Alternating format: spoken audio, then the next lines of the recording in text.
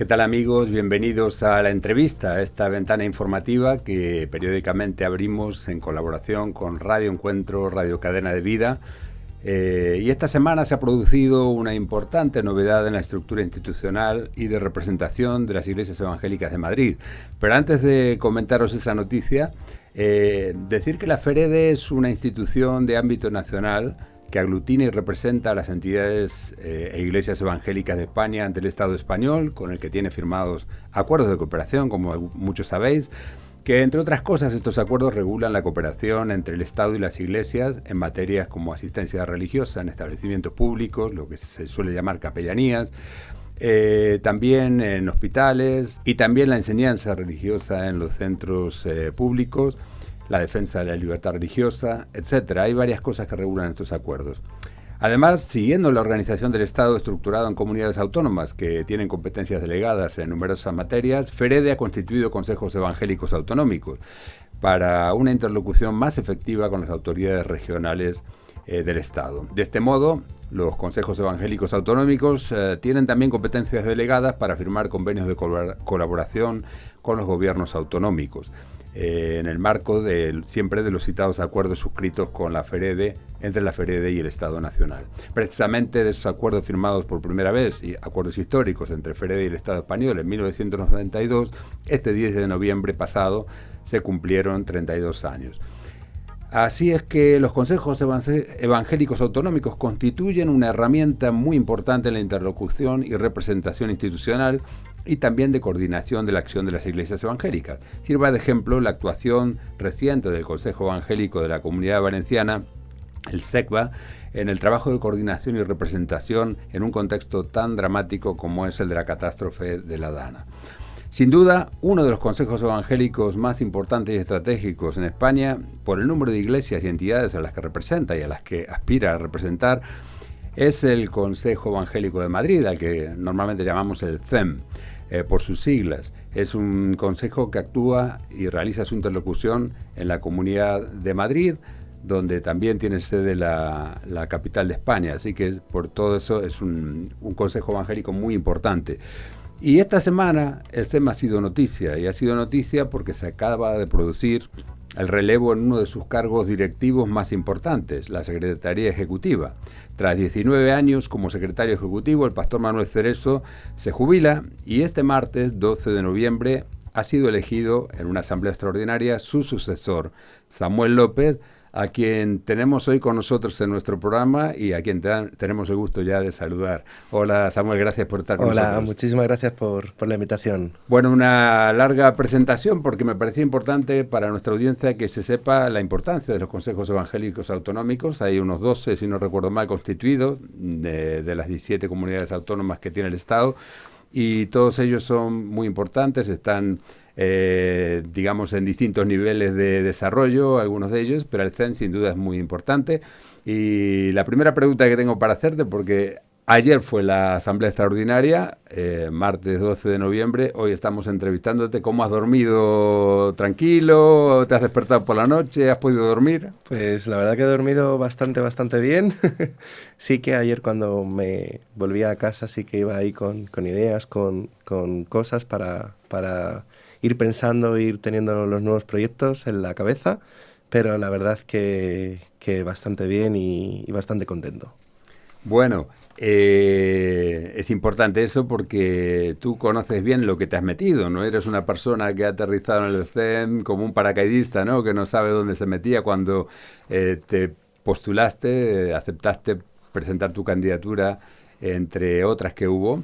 Y sabías bien en lo que te metías, digo, pero bueno, es importante por eso que empieces con buen ánimo y con buen pie. ¿Te ha dado tiempo para pensar en que si sigues los pasos de tu predecesor, este puede ser el primer día de 19, 20 años en el cargo? Uf. Visto así, es muy cuesta arriba, ¿no? Visto así, espero que venga el señor antes, pero... Bueno, lo digo en broma, pero es verdad que tienes Sí, una edad, 32 años me has dicho que 32 tienes, años. tienes un horizonte en el que, si Dios quiere, y tú estás dispuesto y te van renovando la confianza en el cargo los delegados de la Asamblea, pues sí, podría darse el caso que esté muchos años al frente. Y vamos a hablar un poquito de tus expectativas, lo que te gustaría hacer en el CEN. Ayer te lo preguntaron a ti y a los otros candidatos, que por cierto, dos excelentes candidatos Sí, con los que competías, por así decirlo así, tu candidatura, entre los que había que elegir. Y bueno, eso todavía da más mérito y refuerza más un poco, creo yo, la confianza que recibes de la Asamblea al haber alternativa, ¿no? Bueno, no había sí. otro, te pusieron a ti, ¿no? Había dos alternativas muy buenas y tú fuiste el elegido por una mayoría más que suficiente. Pero antes de meternos en el CEM, me gustaría conocerte un poco más y que la audiencia te conozca un poco más porque yo personalmente no te conocía mucho hasta hace muy poco. Compartimos oficina, aquí está la oficina del CEM y tú tienes algunas responsabilidades ya que vienes desarrollando desde hace tiempo. Nos hemos saludado, nos hemos cruzado, pero poco más. Y me parece importante en un día como hoy que la gente que nos esté escuchando te conozca, sepa un poquito más quién es Samuel López, el nuevo flamante secretario ejecutivo del Consejo Evangélico de Madrid. Vas a ser el que va a llevar adelante la interlocución ya ante el gobierno de la Comunidad de Madrid. ¿Quién es Samuel López? Me has contado un poquito antes de cámara y realmente tienes una biografía tuya personal y que te precede muy rica, muy relacionada con la historia de lo que es la Iglesia Evangélica en España. Pues es una buena pregunta, ¿no? Porque yo creo que además en esta sociedad que no se tiene ya claras las identidades, ¿no? Esta mañana estaba pensando cuando venía, estaba leyendo un versículo, ¿no? Al final no dejo de ser la misma persona, no dejo de ser el mismo chico, que como todos en un momento de la vida hemos tenido que tener un encuentro personal con el Señor. Es verdad que vengo de una familia creyente, donde pues es muy poco común poder ver a gente española de generaciones pasadas que sean creyentes, en este caso pues hasta mi tatarabuelo. La verdad que he tenido la oportunidad de que mi familia ha ido conociendo al Señor, han tenido ese encuentro con el Señor. Desde pequeño he podido ver en la iglesia cómo funcionaban misiones, ministerios. He tenido la oportunidad desde pequeño, que en ese momento no era la oportunidad, pero de dejar mi cama para que viniesen misioneros, pastores, personas de otros lugares, de otros continentes, de otras iglesias a mi casa. He ido aprendiendo de todos y cada uno de ellos, ¿no? Esa pluralidad de la iglesia en parte, enriquecerme del evangelio de unos y de otros, y eso pues me ha llevado a tomar la decisión de seguir al Señor desde joven, y también de no solamente seguirle, sino de servirle, ¿no? Yo creo que eso es importante, porque cada vez vemos más personas que a lo mejor siguen al Señor, pero el servicio es algo que todavía las iglesias cuesta, ¿no? Cuando la Biblia habla que de la mies es mucha Mm. y los obreros son pocos, todavía vemos en la iglesia como hay 4 que hacen todo y el resto pues todavía les queda ese impulso. Entonces, ¿quién es Samuel? Pues una persona que el Señor ha tenido misericordia de él. Ha tenido la gran oportunidad de haber conocido un montón de cosas a lo largo de su vida, de su corta vida, y que el Señor le ha permitido poder servirle en diferentes áreas. Pues muy bien, añadimos a eso que nos has dicho, que es muy interesante, tu propia perspectiva, que eres un chico de 32 años, soltero, nacido Sí, Madrid. en Madrid, en una familia con pedigrí, podríamos Sí, decir, evangélico de larga duración, con una gran historia, en el seno de las Asambleas de Hermanos, una de las iglesias más antiguas de ujú, España. Para muchos de nuestros oyentes les sonará perfectamente conocida esta iglesia, la Iglesia de los Hermanos, vas a tener quizá la oportunidad, solo por estar allí en esa interlocución con las autoridades, de desmontar un mito, ¿no? Un mito que todavía sigue pesando sobre la minoría evangélica en este país, y es que pues se habla de los evangélicos como recién extranjeros, ¿no? Que han llegado ahora. A partir del año 2000, con la corriente migratoria que vino fundamentalmente de Latinoamérica y también de otros rincones del mundo, pero todavía se sigue viendo a los evangélicos en este país. Y en Madrid hay una anécdota de hace unos años atrás que un pastor muy conocido me comentaba que en una reunión con un alto cargo político en Madrid le preguntó con extrañeza que cómo, siendo español, era evangélico. Porque existe todavía la idea de que los evangélicos, pues es como que estamos recién llegados de algún país. No podemos ser españoles y no ser otra cosa que católicos, ¿no? Pero tu tatarabuelo era evangélico. ¿Quién era tu tatarabuelo y tu abuelo y tus padres? Porque algunos de ellos, en el caso de tu abuelo, Antonio Padilla, es una persona muy conocida, ¿no? Sí, yo siempre digo, cuando he estado con autoridades, con el viceconsejero de Familia, Juventud y Acción Social de la Comunidad de Madrid, se lo comentaba hace un mes y medio, y también se lo he tenido la oportunidad de comentarlo en varias reuniones, ¿no? Instituciones que ya he podido estar, que siempre pensamos como que la Reforma Protestante es algo de Alemania. Y la Reforma Protestante es algo que ocurre dentro del Imperio Español. Es decir, si llegó a haber una Reforma Protestante, es en parte por los conflictos políticos, sociales que había entre el Imperio, en este caso Carlos I de España, V de Alemania, que nuestra historia está ligada a la Reforma, queramos o no queramos, ¿no? Entonces siempre le digo que no vean la Reforma como algo de los extranjeros. La Reforma es algo que ocurrió en nuestro propio... Dentro del propio Imperio Español. Dentro del propio Imperio Español, y que fue decisivo también dentro, porque el imperio se dedicó a hacer una contrarreforma y la historia de nuestra nación cambia por eso, en esa parte, ¿no? Entonces, yo creo que es algo para pensar, ¿no? Primero, de recuperar nuestra identidad, que esto no es algo de fuera, esto es algo de dentro. Y lo segundo, que lo que se reivindica en esa reforma es volver al origen. Es decir, es volver a esa iglesia primitiva, de reunidos alrededor de la palabra, de reunidos a la esencia del cristianismo, del cristianismo, de la fe en Jesús, puesto los ojos en Cristo Jesús, esa identificación, ¿no? Entonces, yo siempre se lo llevo a ese terreno. Es decir, puede haber españoles, y si no los hemos visto más, y es una de las cosas que siempre traslado, es por la persecución que hemos tenido en España durante la época del franquismo, en años posteriores al franquismo, incluso con libertad religiosa, pues después de la transición han sido coletazos de lo que ha quedado. Incluso ahora en pueblos o en ciudades todavía vemos el peso que tiene la Iglesia Católica, ¿no? Pero siempre es hacerle valer. Y yo siempre le digo, yo vengo de protestantes y de evangélicos de tradición, ¿no?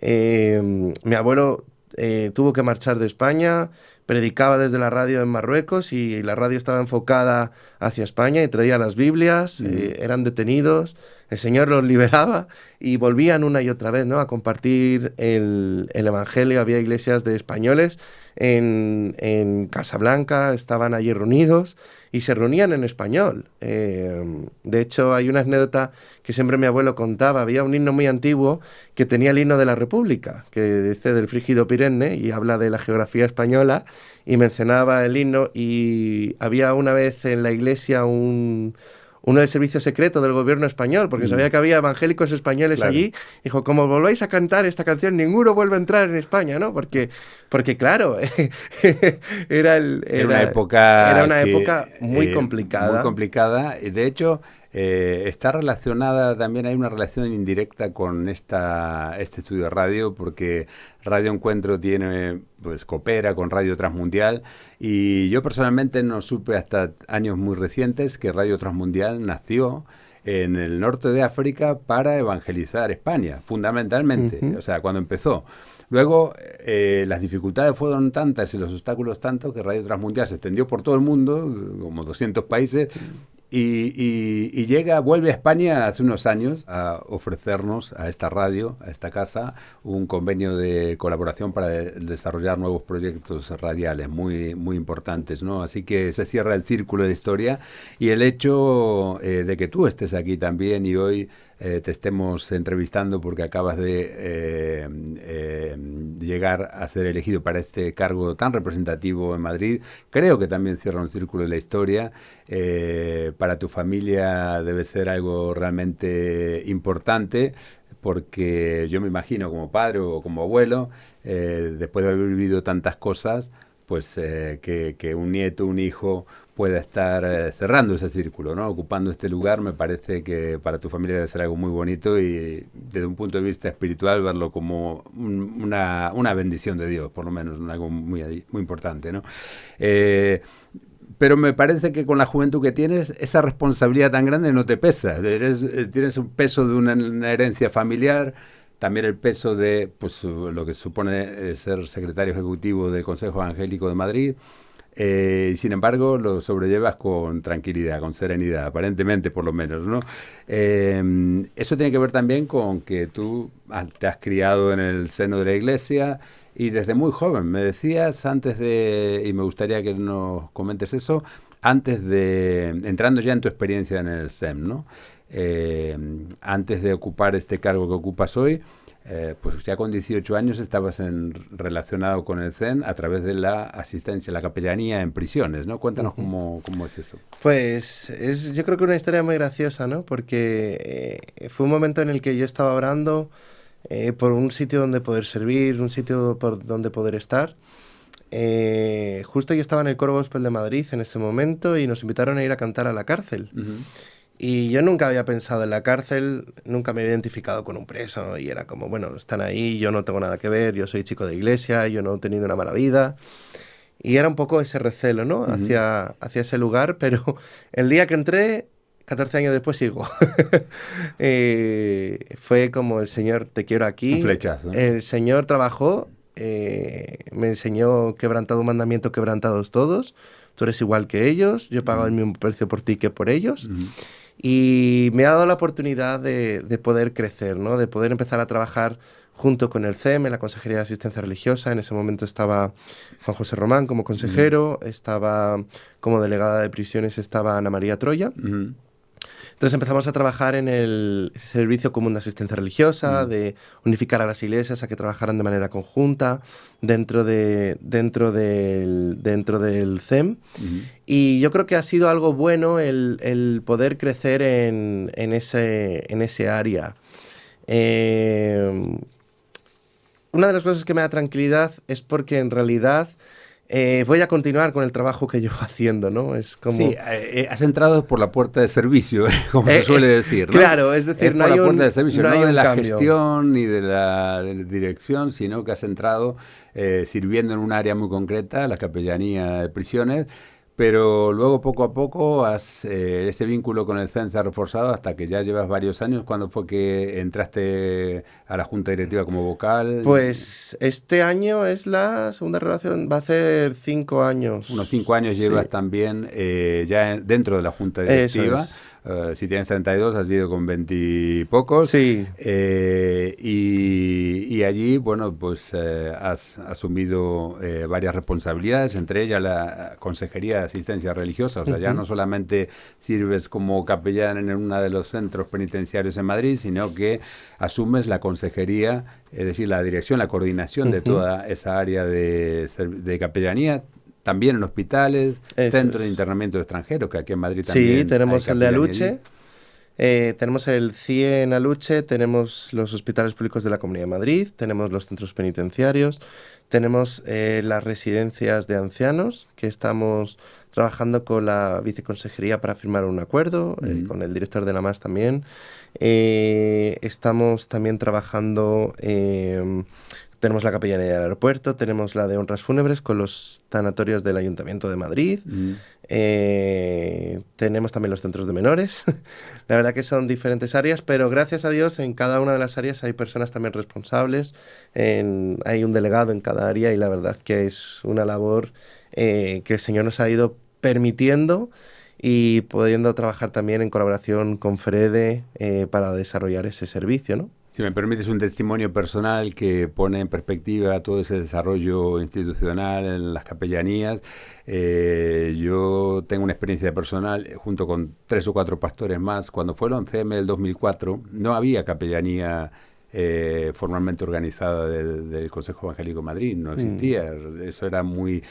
había otras batallas y otras cosas que hacer, ¿no? Pero no existía una capellanía, y de forma improvisada y espontánea nos fuimos varios pastores al IFEMA aquella trágica mañana del 11M, porque pedían ayuda de todo el mundo y también de religiosos que pudieran colaborar. Así que allí me encontré con el pastor Enrique Montenegro y 2 o 3 pastores más que espontáneamente fuimos sin convocarnos nadie, y a partir de allí, de esa experiencia que fue muy traumática para todo el mundo, hubo un aprendizaje.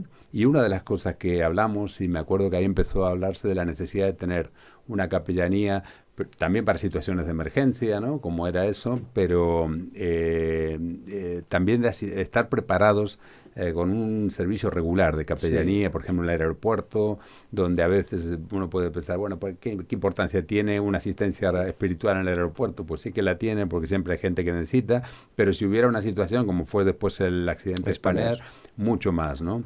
Entonces... es importante el desarrollo de estas áreas de capellanía. Pero también tú formas parte, eres vocal de la Red de Acción Social Evangélica, lo que antes era Diaconía Madrid, que depende, está vinculada al Consejo Evangélico de Madrid. O sea que tienes también tocas todos los palos, por así decirlo, de servicio social, espiritual, asistencia religiosa, ¿no? Al final lo espiritual y lo social van de la mano. Al final tenemos que estar con el necesitado. Estamos en una crisis migratoria, estamos en una crisis social donde necesitamos acompañar al necesitado, a las personas que más lo necesitan. Y yo creo que lo primero, como cristianos, el Señor nos llama a estar con el hambriento, con el desnudo, con el inmigrante. Nos llama a compartir el amor del Señor a través de los hechos. Siempre me encanta porque empieza el Nuevo Testamento con los Evangelios y luego termina con los Hechos. Y el libro de Hechos se sigue escribiendo, porque no solamente se queda en palabra, sino ahora viene Hechos. Y yo creo que es importante impulsar también la Red de Acción Social Evangélica, la antigua Diaconía, de poder trabajar juntos esa asistencia, porque en los hospitales encontramos cada vez más personas con soledad no deseada. Desgraciadamente nuestra sociedad abandona a las personas mayores. Se puede hacer una labor social evangélica muy buena acompañando a tantas personas que están solas. Tenemos personas que a lo mejor están sin techo dentro del hospital. Está muy bien darles palabra, darles consuelo, pero como el Señor Jesús le dijo a sus discípulos, dale vosotros de comer, ¿no? Si tenemos entidades evangélicas que podamos volcarnos, que podamos ayudar, que podamos a una persona que está en el hospital, que no tiene dónde ir, podamos ayudarle. A un preso que sale en libertad y no tenga dónde ir, ¿cómo ayudarle? Las personas que están en nuestras iglesias, que vienen a solicitar alimentos, ¿no? ¿Cómo ayudarles? Independientemente de su credo, de su raza, de si son altos, bajos o lo que sea, creo que tenemos que recuperar ese valor de que el Señor ama a todos. Samuel, estaba pensándolo ahora, no lo tenía a punto para preguntarte, pero escuchándote, veo que tú y tu familia representáis un desarrollo, dos iglesias, ¿no? La iglesia del pasado y la iglesia del siglo XXI, que ha habido unos cambios, una evolución, como cambia la sociedad, también la iglesia cambia, tú representas una generación nueva. Sin embargo, esa conexión con el pasado. Por ejemplo, y te quiero preguntar, ahora ese es un hombre de las instituciones también, representativas. ¿Qué valor le das? Porque en la época de tus abuelos, de tus padres, eso o bien no existía, no había un desarrollo institucional, una interlocución de tú a tú en condiciones de derechos, de igualdad con los gobiernos autonómicos, con la administración, para el desarrollo de todos esos acuerdos y servicios espirituales y sociales reconocidos por el Estado, ¿no? De las iglesias evangélicas. Esto es muy importante. Tú lo has vivido en carne propia y te has convertido de alguna manera en una persona representativa de una institución que ha costado mucho construir, ¿no? Manuel Cerezo, tu predecesor, ha hecho un gran trabajo y los que le precedieron, en más de 30 años que tiene el Consejo Evangélico de Madrid. Entonces, ¿cómo valoras eso, no? ¿Y qué les dirías a las iglesias, a los pastores que nos están escuchando, que todavía no entiendan bien la importancia de formar parte del desarrollo institucional, de formar parte del CEM en concreto aquí en Madrid? Todavía hay casi 500 iglesias o más de 500 iglesias que no forman parte del CEM. Hay unas 200 que sí, pero hay más de 700 iglesias en Madrid, ¿no? ¿Cómo les convences? ¿Qué les dirías? ¿Por qué es importante, tú que has vivido todo eso y tus abuelos no han tenido todo esto, el desarrollo institucional, formar parte de una institución representativa? Yo creo que es importante entender una cosa, ¿no? Mucha gente habla y dice la típica frase de nuestro reino no es de este mundo, claro, pero estamos en este mundo. Claro. Es decir, el apóstol Pablo cuando va a Atenas, uno de los puntos de parada es el Areópago, donde estaban los sabios, donde estaban los, como se suele decir hoy en día, y ya es un cambio generacional, los que cortaban el bacalao, ¿no? En esa parte.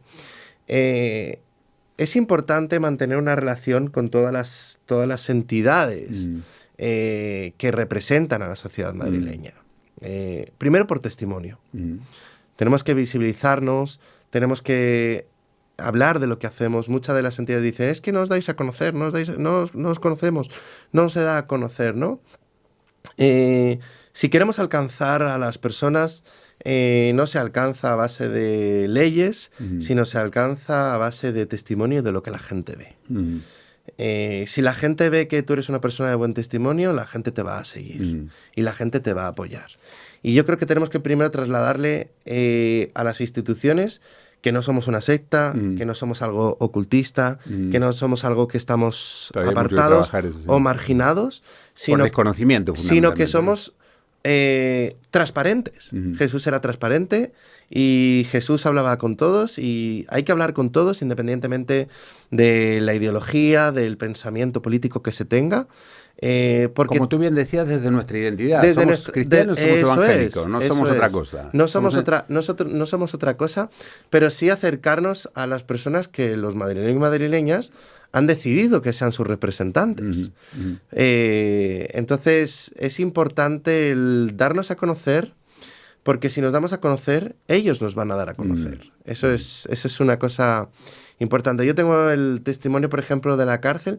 Yo tengo funcionarios de prisiones que cuando un interno a lo mejor pues tiene mal día y está más revolucionado, le dice, vete al culto, que el del culto te relaja. Y ni es creyente ni nada, pero él sabe que venir a la iglesia le hace bien. Y yo creo que nuestros gobernantes ya están poniendo en valor, por ejemplo, la acción social evangélica, la asistencia religiosa de lo que se está haciendo. Y ellos mismos son los que te recomiendan, pues habla con los evangélicos que te van a ayudar, hablan con esto y que seamos un referente para nuestra sociedad, ¿no?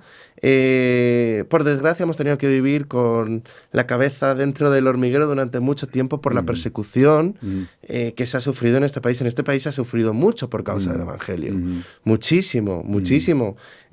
No se podía poner ni siquiera un letrero de Jesucristo es el Señor. No estoy hablando de que digas, pues... No, un letrero de Jesucristo es el Señor, que está en una Biblia católica incluso, por dar a confundir, ¿no? Tenemos en este país, y lo podemos ver si pasáis por el Colegio El Porvenir, el hueco del reloj está vacío porque los protestantes no podían dar la hora por si confundían a las personas, ¿no? O sea, el evangélico ha sufrido en todas las áreas. Hemos tenido que estar de tiempos de cabeza baja, pero ahora es el momento de decir, aquí estamos, hemos sobrevivido por la gracia de Dios y somos parte de esta sociedad, somos cristianos, amamos a la sociedad, amamos a Dios sobre todas las cosas y queremos fomentar esa relación con todos los ámbitos políticos. Tenemos que ir terminando, lamentablemente, y tendremos ocasión, Dios mediante, de otras entrevistas para ir conociendo más de tu trabajo ahora al frente de la Secretaría Ejecutiva del CEM y de todo lo que haga el CEM. Quería añadir una cosa solamente por mi punto de vista, también viniendo de otro país, donde las iglesias han crecido mucho, en Argentina, también en Latinoamérica. Y a mí me ha dado también una visión, un entendimiento de por qué es importante el desarrollo institucional. Yo llevo también casi 20 años trabajando en FEREDE. Es porque y es verdad que en el pasado muchas cosas hacía a nivel personal, ¿no? Pues un pastor que conseguía abrir las puertas de la cárcel porque hablaba con el director, lo convencía y tal, pero después el pastor desaparecía, ya no estaba y se acababa todo el ministerio.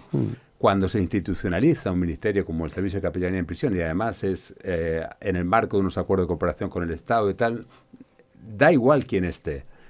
El ministerio sigue, ¿no? Eso es muy importante. Se van conquistando áreas de servicio donde se puede estar siempre de una forma continua en el tiempo y con reconocidos derechos, ¿no? No es algo que a nivel personal, un favor, porque me cae bien, por lo que es muy importante.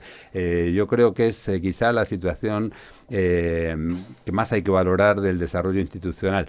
Por supuesto, luego a las instituciones las tienen que son las personas, valen lo que valen las personas que la integran, ¿no? Por eso es importante mantener personas espirituales que lleven adelante con esa misma visión de servicio y de ministerio evangélico, ¿no? A una institución como el CEM, y por eso es tan importante que personas como tú, con esa historia, con esa vocación de servicio al Señor, de amor al Señor, puedas estar allí con vuestra juventud sirviendo en un área tan importante. Así que, bueno, tenemos que terminar, pero si con una pincelada, una última palabra, ¿me quieres resumir qué deseas tú para el CEN? ¿Qué te gustaría que en los próximos años pudiera, así, 2 o 3 cosas que te gustaría? Me gustaría que pudiéramos conseguir tales cosas que son prioridad para ti. Aceptar lo bueno, aprender de lo bueno del pasado, aprender también de los errores, ponerlo en práctica lo bueno, seguir creciendo, dejar un legado para las siguientes generaciones que vengan y sobre todo hacer crecer a las iglesias, a que se consoliden, a que tengan una estabilidad, a que sean sólidas para que puedan crecer. Yo creo que es importante que una iglesia esté bien constituida para que una iglesia pueda crecer en todos los ámbitos, no solamente en lo espiritual, sino también en lo legal. Cuanto más seamos, más vamos a poder edificar entre todos. Y yo creo que es un trabajo que se va a hacer a corto plazo y con la ayuda de Ferede, que como bien decías al principio, somos la Ferede territorial de Madrid. A Carolina siempre se lo digo, nosotros somos Feredes como la madre y nosotros somos sus hijos y trabajar juntos para que el pueblo del Señor pues se haga grande dentro de la Comunidad Autónoma de Madrid. Me decías que pues no te ves tantos años como tu predecesor, sí, que te ves que vas a quedar obsoleto antes. Hombre, en algún momento de la vida. En algún momento de la vida. Pero yo creo que con 32 años y con la fuerza y la formación que tienes, pues tu margen de obsolescencia está todavía de lejano y ya veremos, todo se andará como dice el dicho español, ¿no? Así que enhorabuena Muchísimas gracias por asumir esta responsabilidad, por esta confianza que te han dado los hermanos que te conocen del Consejo Evangélico de Madrid y que el Señor te bendiga en esta tarea tan importante. Muchas gracias, que el Señor nos bendiga. Y a vosotros amigos, pues gracias por acompañarnos, esperamos que esta entrevista les haya gustado y Dios mediante nos vemos en una próxima ocasión.